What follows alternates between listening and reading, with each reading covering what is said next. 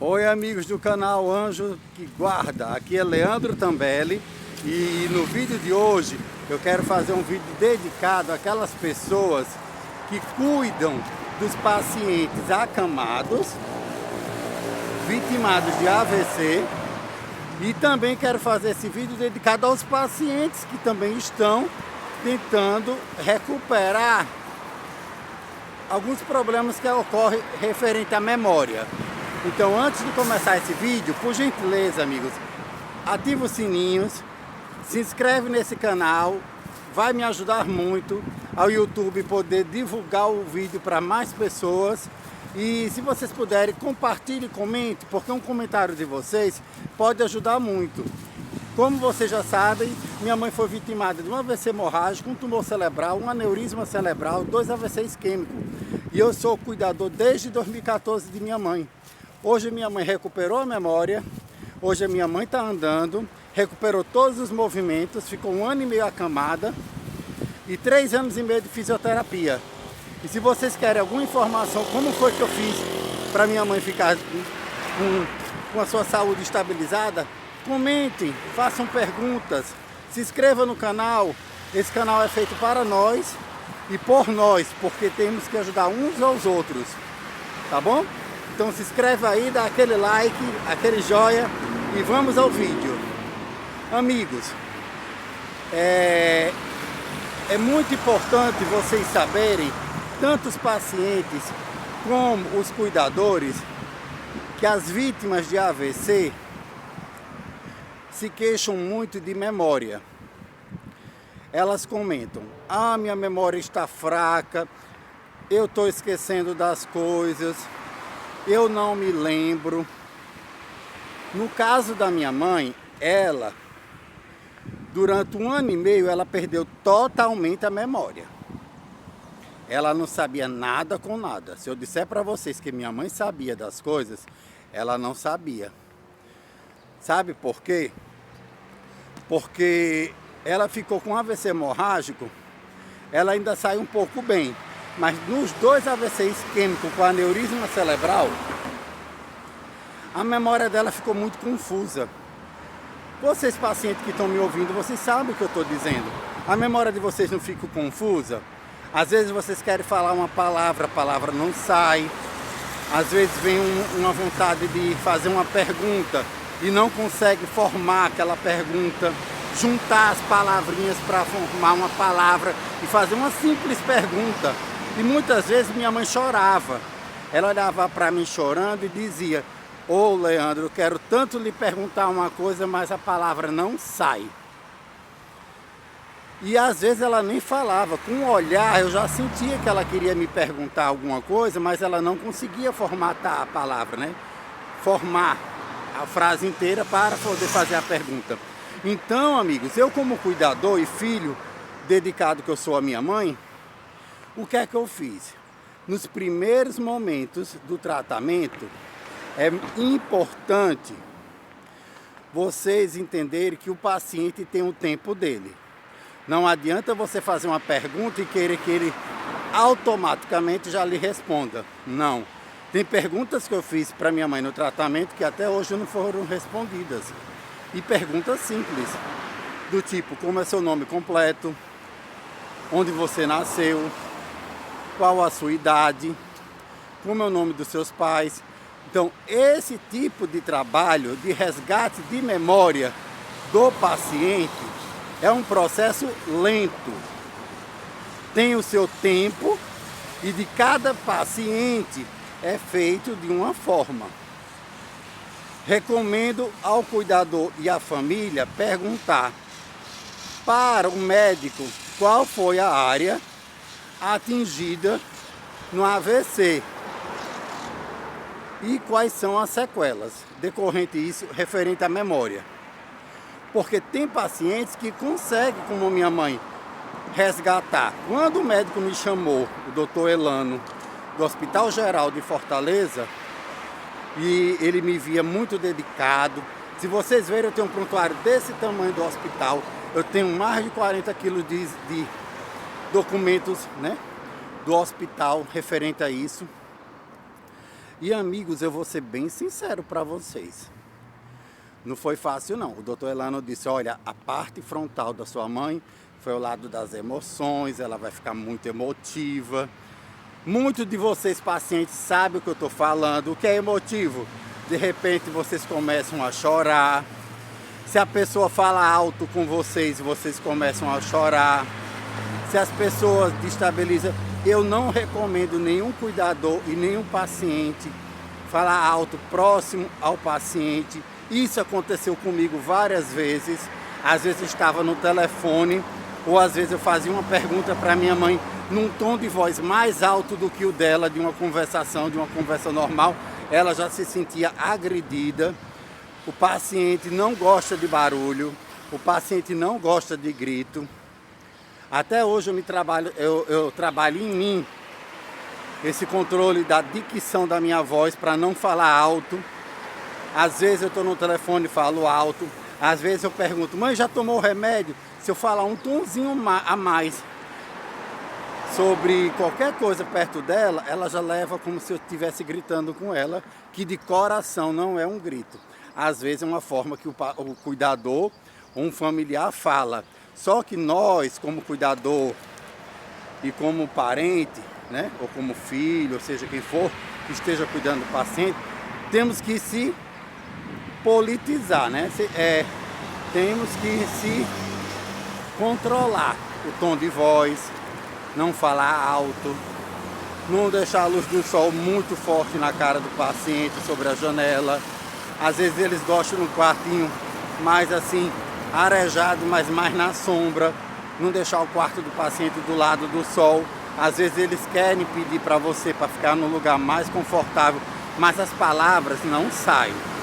Então você tem que estar observando se a luz do sol está incomodando o paciente, tá entendendo? Você tem que observar se o paciente está querendo comer. Você deve investigar se o paciente está se sentindo bem. Como é que você faz isso?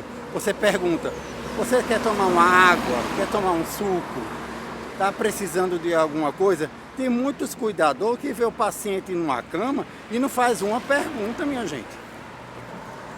E quando a família chega, aí eles viram para a família e dizem, não, ela não me pediu nada. Não, né? Não tem que esperar o paciente pedir nada, não. Você tem que dar a iniciativa de ter um diálogo com o paciente, porque ele tem que começar a resgatar a memória, os sentidos. O AVC isquêmico e o AVC hemorrágico são sequelas neurológicas que são muito abaladas, gente. É um acidente vascular. Já fala a palavra, acidente vascular.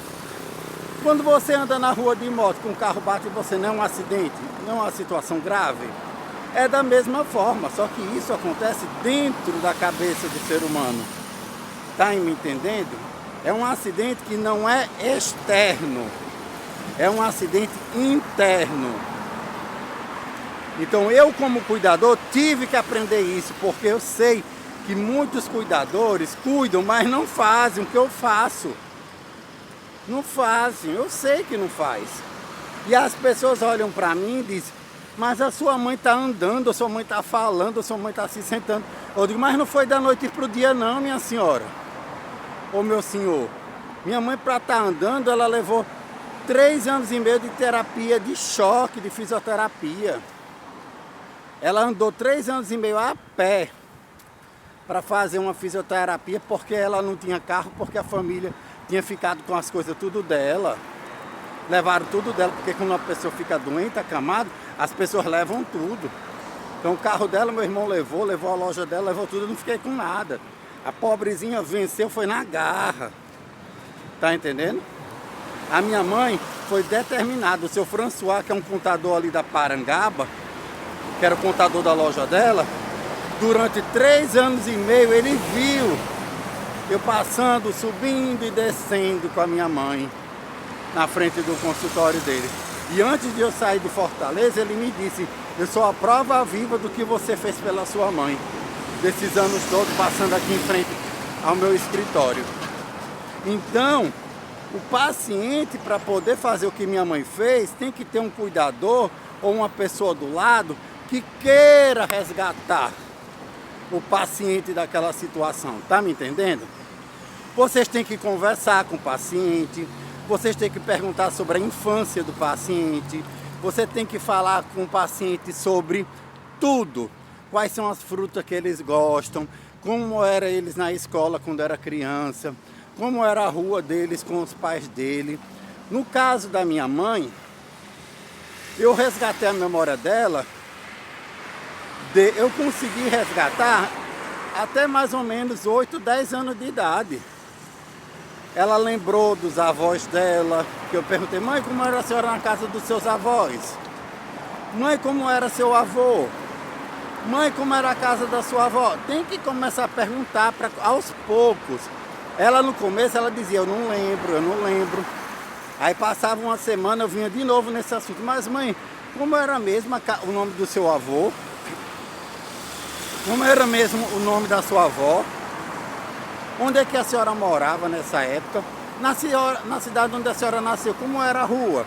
Aí eu fazia essas perguntas, tá entendendo? E foi dessa maneira que eu resgatei a memória da minha mãe. Tá me entendendo? Porque são duas fases que acontecem no tratamento.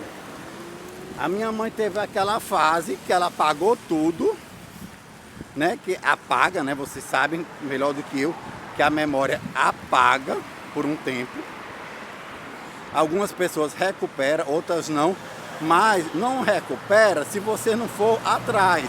Realmente tem áreas do cérebro que é afetada que não se recupera mais, mas você pode pegar um vídeo, pode pegar uma fotografia, pode pegar uma correspondência da época, pode conversar com pessoas da época para trazer para fazer uma chamada de vídeo. Hoje em dia a tecnologia está aí para isso, minha gente. Tem um WhatsApp que é de graça, entendeu? E se o paciente não lembra mais de nada, começa do zero a vida, apresenta outras pessoas a ele e não insiste. No caso da minha mãe, eu já sabia que o doutor Elano disse que afetava esse lado da emoção, que ela ficaria emotiva, né? Que ela ficava totalmente desse jeito, minha mãe. Então eu fiquei muito feliz. Eu não vou falar para vocês que eu não fiquei feliz, que eu estaria mentindo. Eu fiquei muito feliz, porque cada vez que minha mãe lembrava de uma pergunta que eu fazia, era como se eu ganhasse um prêmio. Vocês têm noção do que é você fazer uma pergunta para sua mãe de uma época há mais de 50 anos atrás e ela lembrar? Tá entendendo? Tem pergunta que eu fiz de 60 anos atrás e ela lembrou. Mas isso não foi fácil. Não vou dizer para vocês que foi fácil, que não foi fácil não. Porque nessas memórias também vem, às vezes, sequelas de lembranças ruins.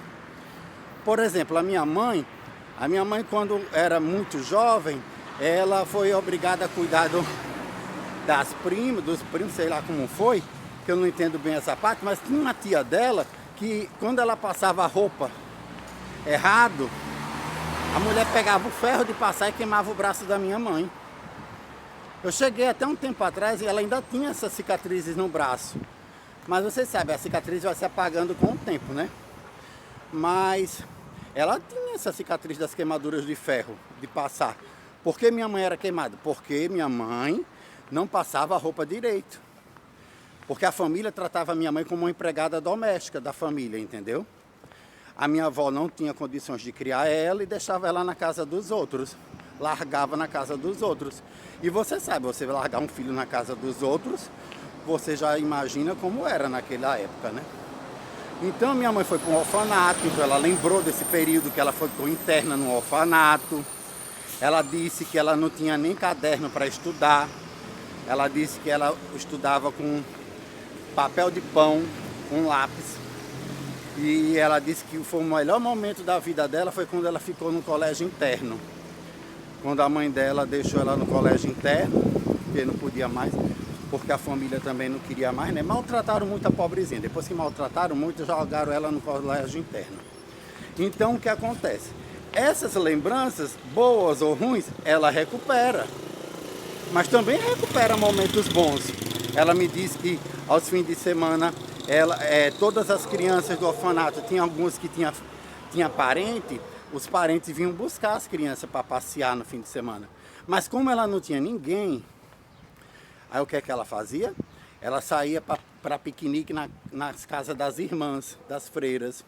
Então minha mãe me relatou que as freiras, ela adorava passear com as freiras. As freiras do orfanato onde ela foi interna, levava a mamãe, sabe, para passear, levava minha mãe para as casas delas. Então as freiras sempre davam a melhor fruta para ela, dava a melhor comida, sempre trataram a minha mãe com muito carinho, porque minha mãe sempre foi uma mulher muito educada. E vocês sabem, educação incomoda quem não tem, né? Às vezes eu acredito que essas pessoas que foram grossas na vida com a minha mãe, são pessoas grossas que não tiveram oportunidade na vida de saber o que é bom dia, boa tarde, boa noite. Porque a minha mãe sempre foi uma pessoa educada. Então as pessoas, quando tem luz, apaga os que não têm luz. Tá me entendendo? Então, as pessoas quando tem um AVC desse, algumas sequelas são boas, algumas sequelas são ruins. Porém, tem que ser resgatado tudo. Tanto faz. Eu dizia para a mamãe, nunca censurei minha mãe quando ela ia falar do resgate de memória dela. É uma outra coisa que eu peço para vocês. A minha mãe chorava com esses relatos. Se eu disser para você que ela não sofreu me relatando isso, ela chorava. Quando ela lembra, né? Das coisas que ela já passou na vida. Porém, ela ficou forte. Tá me entendendo? Ela se tornou uma mulher forte. E eu acho que é por isso que Deus deu essa chance a ela mais uma vez, né? Porque você passar, como minha mãe, um AVC hemorrágico, um tumor cerebral, aí depois volta para casa. Aí o filho lá, né? Meu irmão bota ela para cuidar do meu pai, com diabetes, né? Ela tinha um quarto dela, vai sair de uma cirurgia cerebral e vai ter que fazer serviço de casa. Imagine. Aí ela teve outro AVC hemorrágico, ou 2 AVC isquêmicos, um aneurisma, né? Então o que acontece? Tudo isso ela teve, ainda teve agora pedra na vesícula, que a gente está se preparando para uma cirurgia de pedra na vesícula. Inclusive, ela está refazendo todo o tratamento dela de câncer de mama, que foi negligenciado no Ceará pela saúde do posto de saúde da Parangaba. A coordenadora do posto me ligou e disse, né? Sua mãe não vai ter tratamento. O caso da sua mãe é um caso grave. E como um caso grave pela idade dela, sua mãe é tratamento paliativo. Você sabe, meu filho, o que é tratamento paliativo? Eu disse, sei. Ela disse, pois pronto, sua mãe vai morrer em casa sem tratamento. Se você quiser algum remédio, se você quiser algum... Como foi que a médica, a coordenadora do posto de saúde falou? Ela disse, se você quiser algum remédio, alguma coisa, você fornece para ela. Já pensou uma coordenadora que nem médica mandando eu pedir qualquer remédio para prescrever para minha mãe, que é minha mãe. E eu disse para ela, o que é que eu faço? Ela disse, leve sua mãe para casa e espere ela morrer. Eu não ia aceitar isso, né, minha gente? Me desculpe. Isso é coisa de gente doente, né? Coisa do governo, né? Mas não é o governo federal, não. Quando eu estou falando isso, é o governo lá no Ceará, que eles usam, sabe? No Nordeste e no Norte, quando a gente fala mal do SUS, as pessoas pensam que a gente está generalizando. Mas não é, minha gente. Eu estou falando do que eu vivi no Ceará.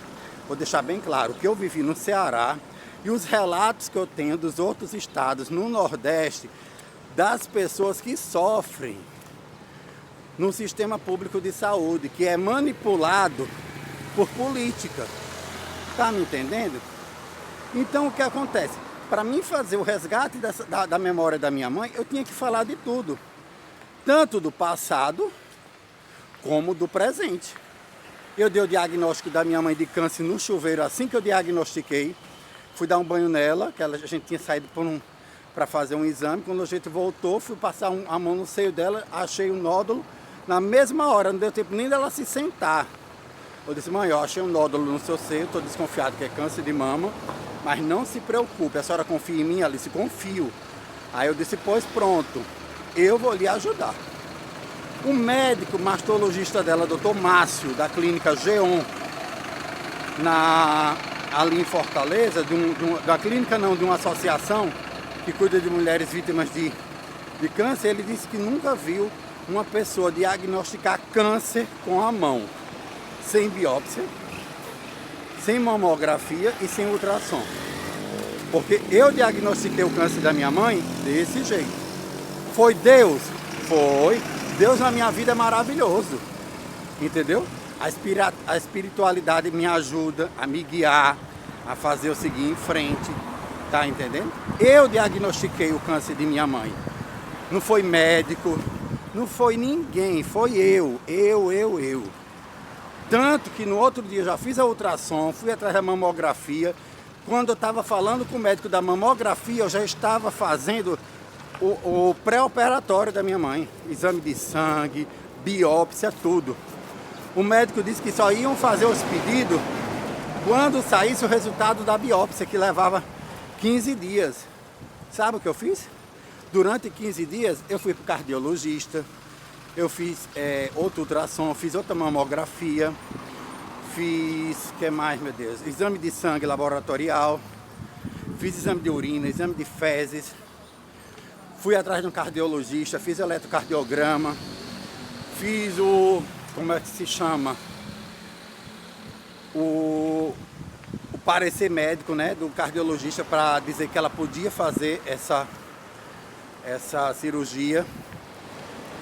E, enfim, eu fiz tudo que eu podia para no dia, com 15 dias, quando fosse receber o resultado da biópsia com o Dr. Márcio, eu já tá tudo em mão. Quando o Dr. Márcio abre o resultado da biópsia, tava lá, câncer de mama. Aí ele, realmente, é câncer de mama, eu vou ter que solicitar os exames. Quando ele disse, eu vou solicitar os exames, eu disse, eu já fiz tudo. Ele disse, mas você nem sabe o que eu vou pedir. Eu digo, eu sei, que eu procurei saber. Aí ele disse, mas eu nunca ouvi falar que um paciente chegasse já com os exames tudo feito na mão. Eu disse, doutor, com câncer não brinca não. Com câncer a gente não pode brincar não. E é minha mãe. Aí falei pra ele que eu tinha feito como é o nome? Os exames. Aí mostrei pra ele, realmente você fez tudo. Já vou poder operar sua mãe sexta-feira. Quer dizer, eu tava com a minha mãe numa terça. Ele disse que na sexta já ia operar minha mãe. E no sábado ela já ia ter alta. Sabe o que é isso? É um filho presente. Eu falo de memória com a minha mãe e falo das coisas com a minha mãe do momento atual e do passado. Eu falo o que está acontecendo, eu falo de política, eu falo de cultura, eu falo de arte. Eu falo de tudo. Você não pode estar limitando o paciente e não saber das coisas não, que aí ele vai ficar um demente. O paciente tem direito de saber de tudo no resgate de memória, inclusive de sua patologia. Porque só existe tratamento se você for sincero com eles. Porque às vezes o paciente pode ter, sim, só 6 meses de vida, mas não é justo ele saber que tem 6 meses de vida e ele quer aproveitar esses 6 meses antes de morrer? É um direito do paciente. Tá me entendendo? Independente do estado de saúde de A, B ou C, entendeu? Então, amigos, é isso que eu estou falando para vocês. Esse vídeo de hoje é sobre isso, é sobre o resgate da memória e sobre falar de problemas simples e graves com o paciente, mas saber falar também. Não é chegar e dar notícia bombástica em cima do paciente, não. Você tem que saber falar, entendeu? A minha mãe, no começo da doença, eu tive que fazer... Porque não foi assim da noite pro dia que eu cheguei para minha mãe e falo das coisas, não, gente.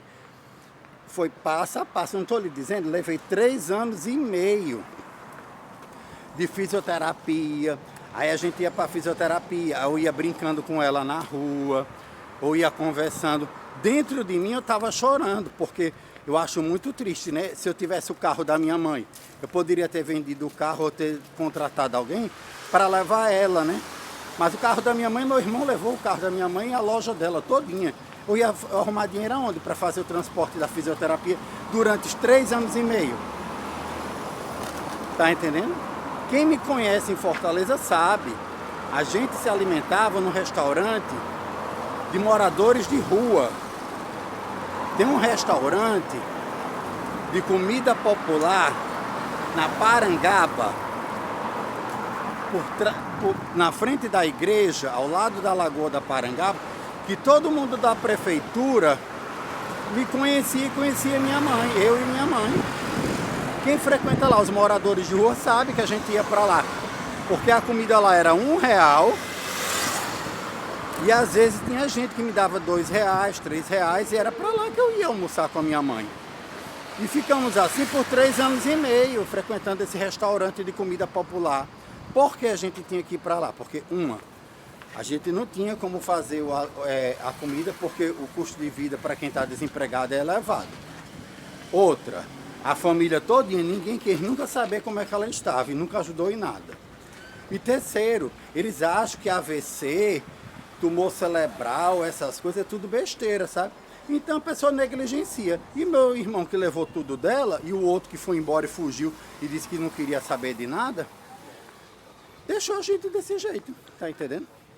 Eu sei que tem justiça, tem lei, teve vários advogados, teve juízes vendo aquela situação pedindo para mim botar meus irmãos na justiça, para eles pagarem, né, uma ajuda para ela todo mês, mas ela chorava. Aí uma vez um advogado perguntou, mas por que você não quer que faça isso? Ele disse, não, porque meus 2 filhos já foram presos, e se você fizer isso com eles, eles podem se complicar, tá entendendo? Ela não queria complicar a situação dos filhos dela por causa da situação dela, né? E eu tive que aceitar, porque foi um pedido dela. Ela disse, Leandro, para você não me matar, não bote seus irmãos na justiça, porque eles já foram presos e eles não vão ser réu primário. Então, tá vendo como é complicado as coisas? Então, a memória da minha mãe foi resgatada a um ponto dela saber desses detalhes. Tá entendendo? Então, ela sofreu muito. Então, nesses caminhos que ela ia a pé, ela chorava. Ela dizia, olha, eu tenho um carro, eu tenho as coisas. Eu não imagino como é que eu tô nessa situação. No começo, ela chorou muito. No começo, a minha mãe chorou muito. Sabe? Chorou muito. Mas depois, eu comecei a mostrar a ela que os meus amigos eram melhores do que aquilo que estava acontecendo e que eles iam nos ajudar. Então, a gente fez esse tratamento, né, dessa fisioterapia. Foi um sofrimento muito grande, muita humilhação, né? Ela foi humilhada demais, porque você sair de casa 11 horas no sol fervendo para ir almoçar no restaurante, né?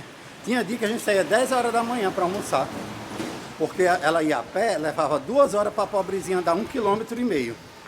Aí a gente chegava lá no restaurante, almoçava e já ia para a porta da fisioterapia. A fisioterapia, quem conhecia ali a Profisa, do lado da Parangaba, sabe, todos os pacientes que frequentou lá a Parangaba nesse período, viram minha mãe 3 anos e meio nessa fisioterapia, levando fisioterapia de choque. E a família nunca ligou, nunca se importou, nunca ligou para perguntar. Quer dizer, até hoje eu nunca recebi uma ligação de um irmão meu. Eu que liguei uma vez, entendeu? Mas o telefone dela é o mesmo número até hoje e ninguém liga. Então as pessoas dizem assim, eu não tenho contato dela. Mentira, ela é o mesmo telefone há 20 anos, o celular da minha mãe. Até o DDD é o mesmo. As pessoas não ligam, não se importam com o próximo, porque não se coloca no lugar do próximo. Então vocês que estão querendo resgatar a saúde desses pacientes aí, a gente tem que falar as coisas com os pacientes com muito cuidado, com muito zelo e chegar ao ponto de resgatar a memória, entendeu? Falando da história, falando da vida do paciente. Vai ter momentos ruins que o paciente vai lembrar?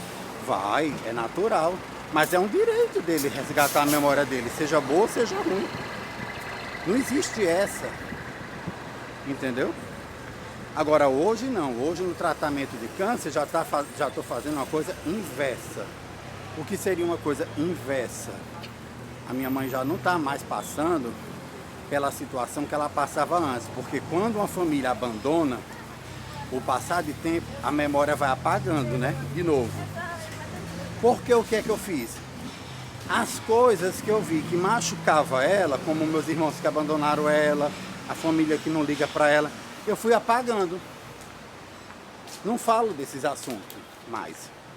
Hoje ela nem lembra mais de família, só lembra quando eu falo, mas ela não lembra, não lembra.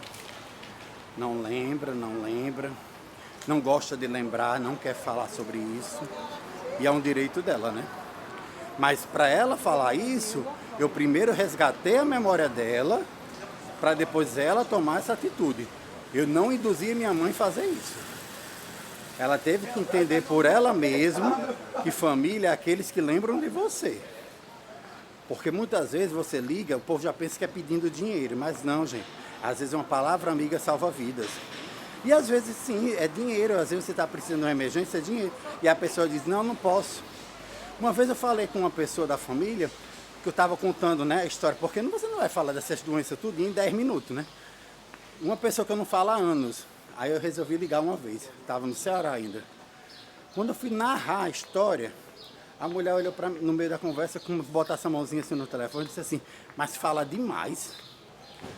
Pronto, naquele fala demais, eu já vi que a pessoa já não valia nada, sabe? Aí pronto, eu vou me afastando, né? Hoje eu me afastei, é um direito meu. Eu não tenho obrigação nenhuma, não. De estar enfeitando o santo de festa para os outros, não. Não. Então é isso, vocês querem resgatar a memória dos seus pacientes e os pacientes querem se recuperar, saiba que tem momentos ruins da vida que a gente passou, que tem gente que diz que é bom não lembrar. Eu já acho melhor lembrar porque pelo menos recupera a memória. Nunca vi você querer recuperar a memória deletando parte boa, parte ruim. Ninguém é um computador não, quando você recupera a memória, você recuperou. Quando você quebra um computador que você leva para recuperar a memória, ele vai recuperar só os arquivos que você quer ou vai recuperar todos os arquivos? Me responda isso aí nos comentários.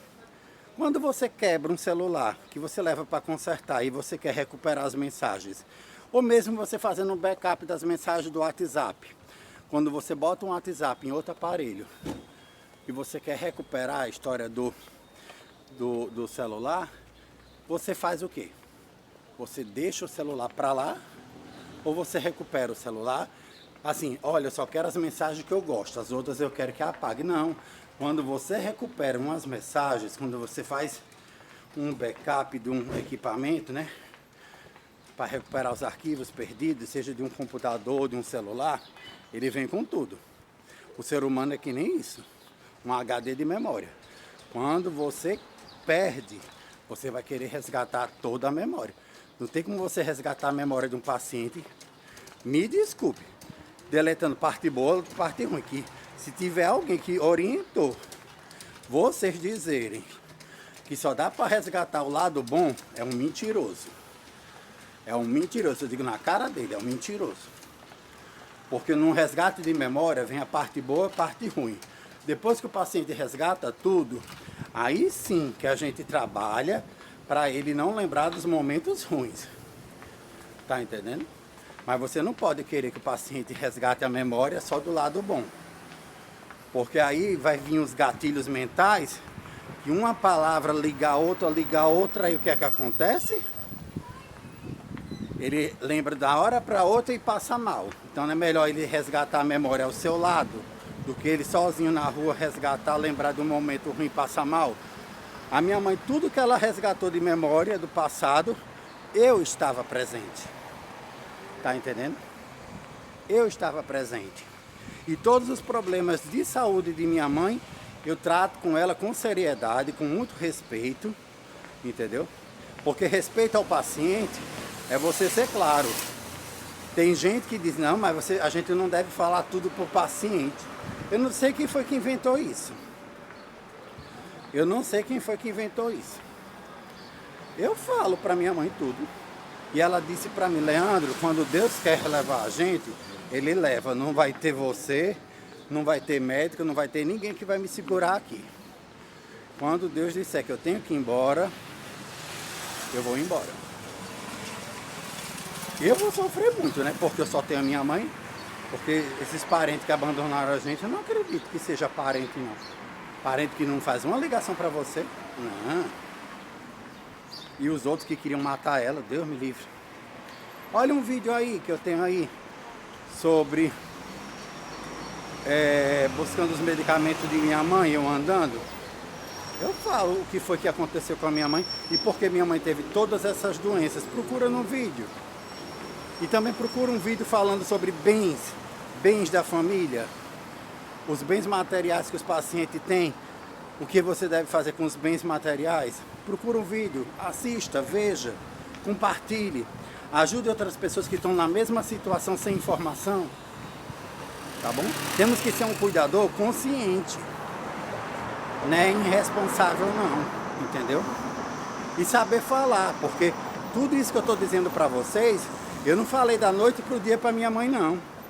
Para mim falar de câncer com a minha mãe, ela já tinha passado muitos anos do AVC dela, porque o AVC dela foi em 2014, 2015. Eu vim falar de câncer com ela há pouco tempo, entendeu? Então o que acontece? Você tem que saber o momento certo de falar. Entendeu? Mas converse com o paciente e resgate a memória dele. Vocês não podem deixar o pobre do paciente sem saber de nada não. Resgate, trabalhe o seu psicológico, vai procurar saber como abordar esses assuntos. Procure um psicólogo ou um fisioterapeuta para ajudar esse paciente a se recuperar os movimentos da fala. Minha mãe foi para o psicólogo, ela não gostou. Ela disse que se fosse para responder perguntas, ela preferia responder as minhas do que do psicólogo. Eu achei muito engraçado. Ela disse que não foi com a cara da mulher. Era numa universidade boa, lá na Unifor, mas ela não... Mas o paciente é desse jeito que eu tô falando. Não importa, você pode levar para o melhor médico. Se ele não gostar do tratamento, ele não vai se dar bem, tá bom? E saiba que a gente tem que falar com seriedade, resgatar a memória, fale da infância, fale da história, fale da vida do paciente, escute. Nesse momento é o paciente que tem que falar, não é você, tá bom?